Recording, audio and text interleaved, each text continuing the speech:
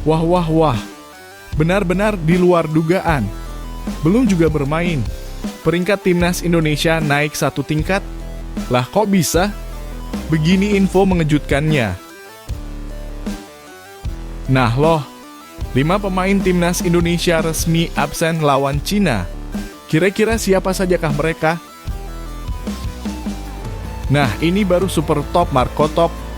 Ranking FIFA Timnas Indonesia bisa langsung meroket jika berhasil hancurkan Cina. Kira-kira naik berapa peringkat? Yuk saksikan beritanya hingga selesai.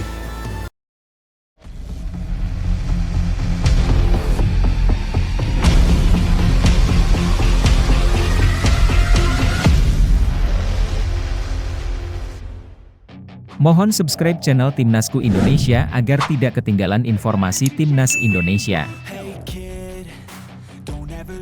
5 pemain timnas Indonesia absen lawan Cina.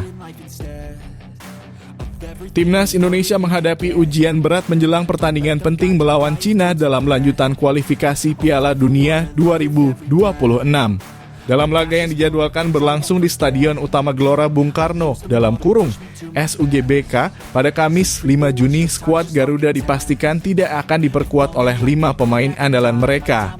Ini menjadi kabar yang cukup mengejutkan dan tentu menimbulkan pertanyaan besar di benak para pencinta sepak bola tanah air. Mampukah timnas mengatasi kekuatan Cina tanpa kekuatan penuh? Absennya 5 pemain kunci ini menjadi pukulan yang cukup telak mengingat laga melawan Cina adalah momen krusial bagi Indonesia untuk menjaga asa lolos ke putaran keempat kualifikasi Piala Dunia. Saat ini Indonesia berada di peringkat ketiga dengan 9 poin dan hanya menyisakan 2 pertandingan lawan Cina dan Jepang. Kemenangan atas Cina sangat vital karena tidak hanya memperbesar peluang lolos, tetapi juga bisa langsung menyingkirkan Cina dari persaingan. Dalam skenario ideal, jika Indonesia menang dan Bahrain berhasil menaklukkan Arab Saudi, maka posisi 4 besar bisa segera diamankan. Namun kenyataannya timnas harus menghadapi laga ini tanpa kehadiran Maarten Paes, Marcelino Ferdinand, Ragnar Oratmangoen, Eliano Reijnders, dan Sandy Walsh. Maarten Paes dan Marcelino absen karena akumulasi kartu kuning, sementara Ragnar dan Sandy mengalami cedera. Eliano Reijnders sendiri meminta izin untuk tidak bergabung karena mendampingi istrinya yang sedang melahirkan. Alasan yang sangat manusiawi dan tentu mendapat dukungan, namun tetap membuat lini tengah Indonesia sedikit timpang. Kehilangan Maarten Paes tentu akan terasa di bawah Mistar. Kiper FC Dallas ini dikenal tenang dan konsisten dalam menjaga gawang. Sebagai penggantinya, Emil Audero kemungkinan besar akan menjalani debut bersama timnas Indonesia. Meski Audero punya pengalaman di level klub bersama Como, namun adaptasi dengan tim nasional tentu membutuhkan waktu. Begitu pula di lini tengah, ketiadaan Marcelino Ferdinand akan menyisakan lubang yang cukup besar. Marcelino dikenal punya visi bermain dan kreativitas yang bisa membongkar pertahanan lawan. Egy Maulana Fikri dan Stefano Lillipali mungkin akan jadi opsi, tetapi tetap saja tidak mudah mengisi peran Marcelino secara instan. Lini depan pun tak luput dari kehilangan. Ragnar Oratmangoen yang sering memberikan tekanan ke pertahanan lawan dengan kecepatan dan kerja kerasnya harus absen karena cedera lutut. Tanpa dia, serangan sayap Indonesia bisa jadi kurang eksplosif. Sementara di lini pertahanan, absennya Sandy Walsh sangat disayangkan. Sandy yang bermain di Jepang bersama Yokohama F. Marinos punya pengalaman dan ketangguhan dalam membaca permainan lawan. Tanpa kehadirannya, pertahanan Indonesia bisa jadi lebih rentan, apalagi menghadapi tim seperti Cina yang dikenal agresif dan cepat. Kondisi ini membuat pelatih Patrick Kluivert harus memutar otak lebih keras untuk menemukan racikan terbaik. Timnas harus tampil dengan semangat tinggi, soliditas antar lini, dan strategi yang matang jika ingin mengamankan 3 poin.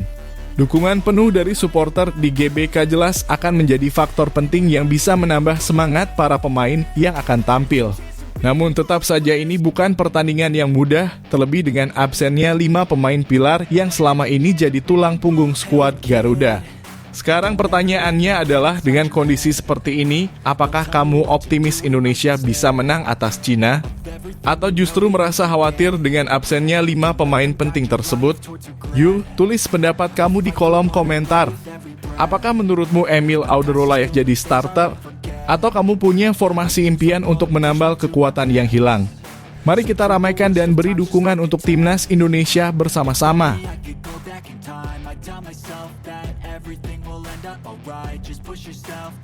Belum main lawan Cina, peringkat Timnas Indonesia naik satu tingkat. Satu kabar mengejutkan datang menjelang laga hidup mati Timnas Indonesia di kualifikasi Piala Dunia 2026 zona Asia. Tanpa perlu turun ke lapangan, skuad Garuda justru mengalami kenaikan peringkat dalam daftar ranking FIFA.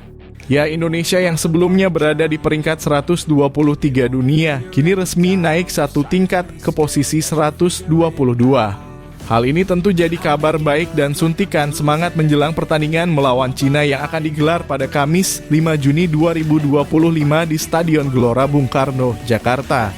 Kenaikan peringkat ini bukan karena Indonesia menang, melainkan karena tim lain mengalami penurunan.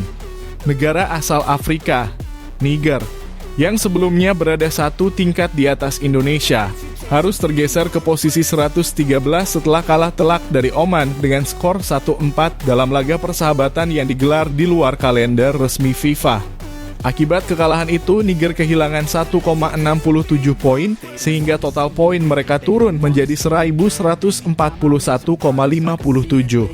Sementara Indonesia meskipun belum bertanding, tetap mempertahankan poinnya di angka 1.142,92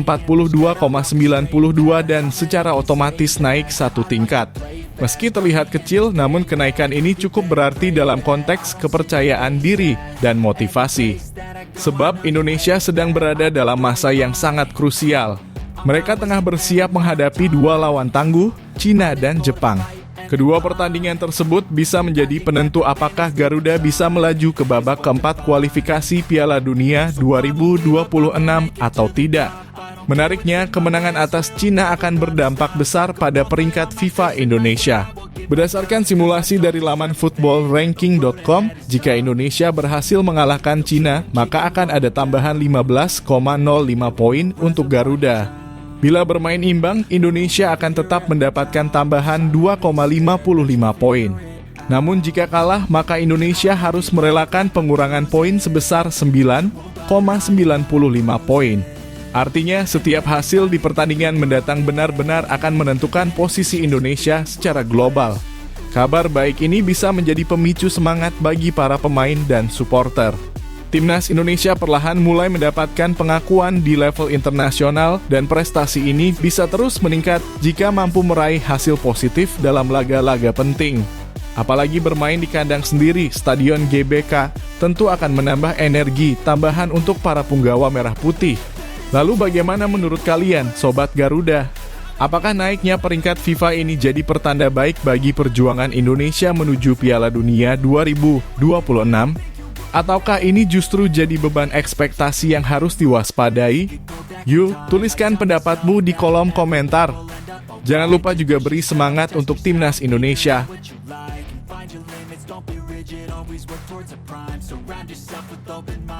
Ranking FIFA Timnas Indonesia meroket jika berhasil hancurkan Cina. Timnas Indonesia kembali jadi perbincangan hangat. Bukan hanya karena penampilannya yang mulai menunjukkan progres luar biasa di level Asia, tetapi juga karena peluang besar mereka untuk naik peringkat secara signifikan di ranking FIFA.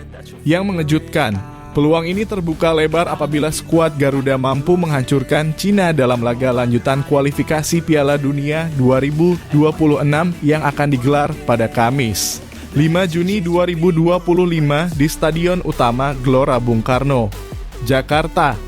Indonesia saat ini sedang berada di jalur yang sangat positif. Setelah berhasil mengalahkan Bahrain beberapa waktu lalu, pasukan Shin Tae-yong langsung melonjak 7 tingkat di ranking FIFA dari posisi 130 ke peringkat 123 dunia. Kemenangan itu memberikan tambahan 16,57 poin dan membawa total poin Indonesia menjadi 1.142,83. Namun ini belum selesai. Kabar baiknya Indonesia masih bisa naik lebih tinggi lagi asal bisa menaklukkan Cina di GBK. Jika Indonesia berhasil menang atas Cina, maka akan ada tambahan 15,1 poin untuk Indonesia. Artinya total poin akan meningkat menjadi 1157,93 dan timnas Indonesia diperkirakan akan naik ke peringkat 117 dunia. Bayangkan hanya dalam 2 laga, Garuda bisa menyalip lebih dari 13 tim di bawahnya. Dan ini belum puncaknya. Jika setelah melawan Cina, Indonesia mampu membuat kejutan dan mengalahkan Jepang di laga terakhir fase grup yang tentunya menjadi tantangan terbesar, maka timnas Indonesia diprediksi akan mendapat tambahan 21,91 poin. Itu akan membawa total poin menjadi 1179,84 yang bisa menempatkan Indonesia di peringkat 113 dunia. Sebuah lompatan besar dan membanggakan bagi negara yang beberapa tahun lalu sempat berkutat di posisi 170-an dunia. Perhitungan ini menunjukkan betapa krusialnya 2 laga terakhir ini. Apalagi, lawan yang dihadapi bukan tim sembarangan. Cina datang dengan tekanan besar karena mereka juga harus menang besar jika ingin lolos ke fase selanjutnya. Mereka bahkan berharap bisa menang 4-0 atas Indonesia agar selisih gol mereka bisa melampaui skuad Garuda. Sedangkan Jepang kita tahu adalah raksasa Asia yang tak bisa dipandang sebelah mata. Namun bukan berarti tidak mungkin. Atmosfer di Stadion GBK akan menjadi senjata utama Indonesia. Dukungan ribuan supporter merah putih bisa menjadi pembakar semangat untuk Asnawi Mangkualam dan kawan-kawan. Dengan motivasi berlipat dan strategi yang tepat, bukan tidak mungkin Indonesia kembali membuat kejutan seperti saat menumbangkan Vietnam dan Bahrain. Pertanyaannya sekarang, apakah timnas kita bisa menjawab tantangan ini? Bagaimana menurut kalian, Sobat Garuda? Apakah kalian optimis Indonesia bisa menghancurkan Cina dan melanjutkan tren positif ini?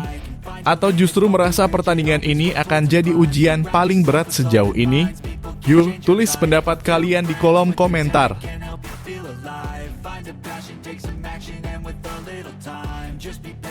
Sandy Walsh tetap dukung timnas Indonesia dari rumah.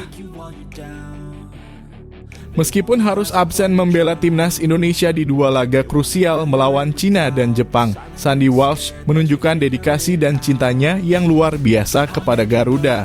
Cedera yang dialaminya saat memperkuat Yokohama F. Marinos dalam laga Liga Jepang kontra Vissel Kobe memang memaksanya menepi. Namun semangatnya untuk mendukung perjuangan tim nasional tidak surut sedikit pun. Dari rumah, Sandy menyampaikan dukungan penuh kepada rekan-rekannya yang akan tampil di laga penentu nasib Indonesia menuju Piala Dunia 2026. Kabar absennya Sandy menjadi salah satu pukulan pahit bagi pelatih Patrick Kluivert yang harus kehilangan pemain berpengalaman di lini belakang. Dalam pertandingan melawan Vissel Kobe, Sandy sempat bermain selama 86 menit sebelum akhirnya ditarik keluar karena cedera. Setelah menjalani serangkaian pemeriksaan medis dan berkonsultasi dengan tim medis timnas Indonesia serta pihak klub, keputusan akhir pun diambil. Sandy harus fokus pada pemulihan. Tidak ada pilihan lain selain menunda sementara pengabdiannya di atas lapangan demi kesembuhan total. Melalui pernyataan yang dibagikan di akun Instagram pribadinya, Sandy mengungkapkan rasa kecewa yang mendalam karena tidak bisa tampil bersama timnas di 2 laga penting tersebut. Ia menyebut bahwa laga melawan Cina dan Jepang adalah langkah penentu yang sangat penting bagi Indonesia. Sebagai pemain yang selalu tampil penuh semangat ketika mengenakan jersey merah putih, tentu bukan hal mudah bagi Sandy untuk menyaksikan perjuangan timnya dari kejauhan. Namun demikian, ia tetap menjunjung tinggi profesionalisme dan memilih jalur pemulihan yang benar. Menariknya, meski tengah dalam masa istirahat, Sandy tidak melupakan tanggung jawab moralnya sebagai bagian dari keluarga besar timnas Indonesia. Ia dengan tulus menyatakan bahwa dirinya akan mendukung perjuangan Garuda dari rumah lewat layar kaca. Ia akan terus bersorak memberikan semangat dari kejauhan dan menaruh kepercayaan penuh bahwa skuad asuhan Kluivert mampu melewati tantangan besar di grup C. Ucapan ayo timnas Indonesia. Menyala, kami percaya ya. Dari Sandy menjadi pengingat bahwa semangat juang seorang pemain tidak hanya ditunjukkan di lapangan, tetapi juga lewat sikap dan dukungan saat tidak bisa tampil. Sikap Sandy ini patut dijadikan contoh. Di tengah kondisi sulit, ia tidak larut dalam kekecewaan, tapi justru menyalurkan energinya untuk mendukung teman-temannya yang sedang berjuang. Ini membuktikan bahwa rasa cinta terhadap timnas bukan hanya soal bermain di pertandingan, tapi juga bagaimana tetap hadir secara moral dan emosional meski fisik tak memungkinkan. Sandi menunjukkan bahwa menjadi bagian dari timnas Indonesia bukan sekadar peran di atas lapangan, tapi juga peran di balik layar. Kini perjuangan timnas Indonesia tetap harus dilanjutkan. Tanpa kehadiran Sandi, tentu akan ada celah yang perlu diisi oleh pemain lain. Namun semangat dan dukungan dari pemain sekelas Sandi bisa menjadi suntikan motivasi tambahan bagi rekan-rekannya. Tim ini tak pernah sendiri. Bahkan dari rumah, semangat Garuda tetap berkobar dan salah satu yang meniupkan semangat itu adalah Sandy Walsh. Nah, bagaimana menurut kamu? Apakah absennya Sandi akan berpengaruh besar terhadap pertahanan timnas? Atau kamu percaya Indonesia bisa tetap tampil solid dan meraih kemenangan? Yuk, tulis pendapat kamu di kolom komentar.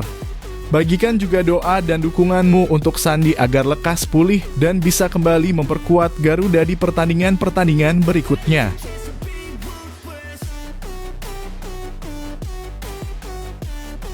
Media Cina sesumbar bisa bantai timnas Indonesia. Media Tiongkok mulai memanaskan tensi jelang laga krusial antara timnas Indonesia melawan timnas Cina dalam lanjutan kualifikasi Piala Dunia 2026. Tak tanggung-tanggung, salah satu media terkemuka di sana, 163, menyebut bahwa timnas Cina harus membantai Indonesia dengan skor 4-0 jika ingin menjaga asa mereka untuk lolos ke babak keempat. Laga yang akan digelar pada 5 Juni mendatang di Stadion Utama Gelora Bung Karno GBK, Jakarta, dipastikan akan menjadi pertandingan hidup mati bagi kedua tim. Dan komentar dari media Cina ini tentu membuat para pendukung Garuda geram. Menurut laporan media tersebut, kemenangan tipis seperti 1-0 tidak cukup berarti bagi Cina. Dengan selisih gol yang begitu buruk yakni -13 dibandingkan Indonesia yang memiliki selisih gol -6. Negeri tirai bambu menilai hanya kemenangan telak yang bisa membuka peluang mereka untuk melangkah lebih jauh. Bahkan media itu menyebutkan secara rinci bahwa jika Cina hanya menang tipis, maka mereka harus menggantungkan nasib pada hasil laga terakhir Indonesia melawan Jepang, berharap Garuda kalah telak di sana. Tentu saja pernyataan seperti ini tidak bisa dianggap enteng. Di satu sisi ini menunjukkan bahwa mereka sadar betul situasi di klasemen dan mencoba membangkitkan optimisme publik mereka. Namun di sisi lain, sesumbar media Cina ini seperti meremehkan kekuatan dan semangat juang para pemain Indonesia. Mereka seolah menganggap menang besar atas Indonesia di kandang sendiri adalah sesuatu yang mungkin bahkan harus dilakukan. Inilah yang membuat banyak netizen Indonesia mulai merasa tersulut emosi. Laga di GBK nanti tak hanya akan menjadi ajang penentu kelolosan, tapi juga akan menjadi pertarungan harga diri. Bayangkan bagaimana reaksi para pemain Garuda saat tahu bahwa lawan mereka datang ke Jakarta dengan target 4 gol tanpa balas. Ini bukan hanya tentang sepak bola, tapi juga soal membuktikan bahwa Indonesia bukan tim yang bisa dipermalukan di depan publik sendiri.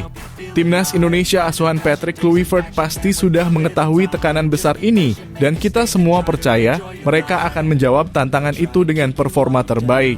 Menariknya, harapan Cina untuk menang telak juga dibarengi dengan anggapan bahwa Indonesia akan tumbang di laga terakhir melawan Jepang. Mereka menyebut peluang Garuda untuk mencuri poin di kandang Jepang hampir mustahil. Namun sepak bola tak bisa diprediksi semudah itu. Justru seringkali ketika tim diremehkan, disitulah muncul semangat luar biasa yang mampu membalikkan keadaan. Indonesia sudah beberapa kali membuktikan bahwa mereka bukan lagi tim penggembira di Asia. Saatnya publik Indonesia menyatukan suara. Laga melawan Cina nanti adalah momentum yang tepat untuk menunjukkan bahwa timnas kita tidak bisa diremehkan begitu saja. Dukungan penuh dari tribun GBK, semangat juang dari pemain, dan kekompakan dari seluruh elemen sepak bola Indonesia bisa menjadi faktor penentu untuk menepis mimpi Cina yang ingin menang 4-0 di kandang kita. Jadi, menurut kamu bagaimana? Apakah sesumbar media Cina ini justru bisa menjadi pemicu semangat timnas Indonesia? Atau justru kamu merasa ada alasan untuk waspada? Tulis pendapatmu di kolom komentar. Ayo, tunjukkan dukunganmu untuk timnas Indonesia dan bagikan harapanmu menjelang laga penting ini.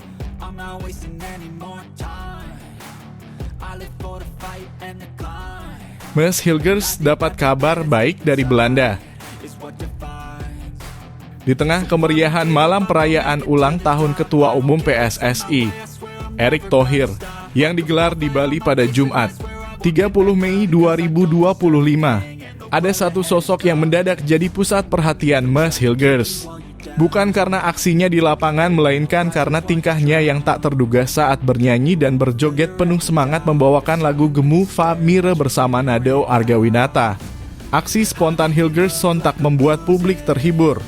Sosok bek tangguh yang biasanya tampil serius di lapangan tiba-tiba berubah menjadi bintang panggung di malam penuh kehangatan tersebut. Video tariannya viral di media sosial dengan banyak netizen yang memuji kepribadiannya yang hangat dan cepat menyatu dengan rekan-rekan di Timnas Indonesia. Namun di balik keseruan tersebut, ada kabar besar yang datang untuk Ms. Hilgers dari tanah kelahirannya, Belanda. Di saat dirinya berjoget di Bali, namanya justru masuk dalam radar transfer salah satu klub terbesar di Eredivisie, PSV Eindhoven. Menurut laporan dari Football Transfers, PSV tengah mengincar bek baru sebagai pengganti Olivier Boschagli dan nama Ms. Hilgers masuk dalam daftar utama mereka. FC Twente sendiri disebut siap melepas Hilgers pada bursa transfer musim panas ini, mengingat kontraknya akan segera habis pada tahun depan. Jika transfer ini benar-benar terjadi, maka Hilgers tak hanya akan mendapatkan peningkatan karier di klub yang lebih besar dan prestisius, tetapi juga berpeluang reuni dengan sahabat lamanya, Jayden Oosterwolde. Oosterwolde saat ini bermain di klub Turki Fenerbahce, namun kabarnya juga tengah dikaitkan dengan kepulangan ke Eredivisie bersama PSV. Dua pemain berdarah Indonesia yang tumbuh bersama di Akademi FC Twente itu bisa jadi akan kembali bermain bersama kali ini di klub sekelas PSV Eindhoven yang memiliki sejarah panjang dan reputasi mentereng di sepak bola Belanda dan Eropa. Kebersamaan mereka bukan sekadar nostalgia. Dalam laga antara Twente versus Fenerbahce di ajang Liga Eropa musim 2024 hingga 2025 lalu, keduanya sempat terlihat akrab bercengkerama di akhir pertandingan yang berakhir imbang 1-1. Momen itu sempat menjadi sorotan media Turki dan Belanda, menunjukkan betapa eratnya hubungan kedua pemain ini sejak masa muda mereka.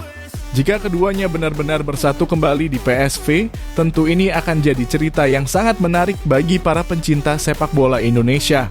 Terlebih, baik Hilgers maupun Oosterwolde merupakan pemain yang memiliki potensi besar untuk memperkuat timnas Garuda di masa depan jika Oosterwolde suatu saat resmi dinaturalisasi. Kabar baik ini juga menjadi bukti bahwa pemain-pemain diaspora Indonesia kini mulai mendapat pengakuan di level yang lebih tinggi. Ms. Hilgers bukan lagi sekadar bek muda Twente, tapi sudah menjadi aset yang dilirik klub besar Belanda, sekaligus andalan di lini belakang timnas Indonesia. Bagaimana menurut kalian, apakah Ms. Hilgers cocok bermain di PSV Eindhoven? Apakah reuni dengan Oosterwolde bisa menjadi awal babak baru yang lebih gemilang bagi kariernya dan timnas Indonesia? Tulis pendapat kalian di kolom komentar. Apakah kalian setuju Ms. pindah ke klub yang lebih besar atau justru lebih baik tetap di Twente untuk jadi pemain utama? Dan apakah duet Hilgers-Oosterwolde layak kita impikan untuk lini belakang Garuda ke depannya?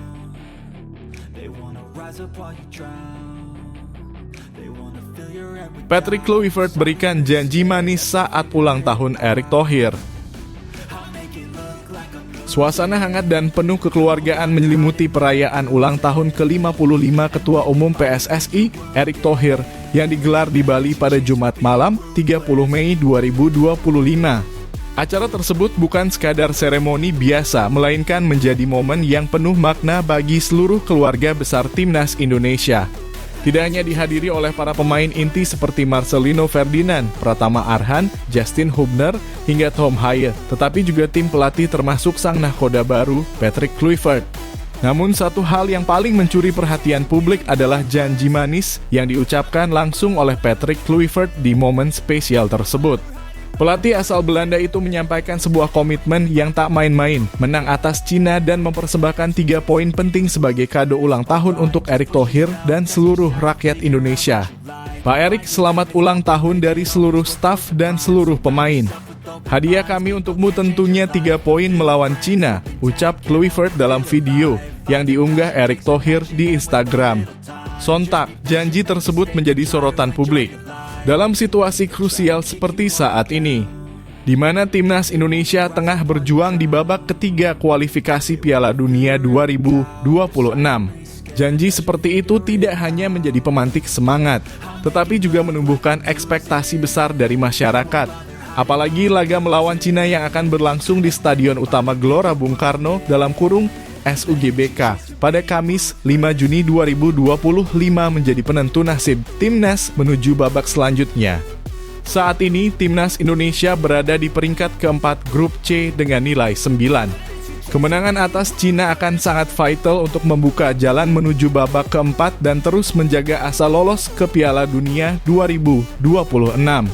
Tak heran pernyataan Kluivert menjadi semacam sumpah suci yang siap diuji di hadapan puluhan ribu pendukung di GBK. Menariknya, janji ini tidak muncul dalam situasi tegang, melainkan dalam suasana santai dan penuh kegembiraan. Para pemain tampil santai dengan kemeja putih menyatu dalam momen kekeluargaan. Bahkan Marcelino Ferdinand sempat unjuk kebolehan menyanyi di atas panggung sembari menyampaikan semangat juangnya, "Ayo 3 poin, 6 poin, kita akan mendapatkannya." Erick Thohir sendiri tampak sangat tersentuh dan berterima kasih atas perhatian dan semangat yang diberikan oleh para pemain dan pelatih. "Terima kasih, ini merupakan malam yang sangat indah.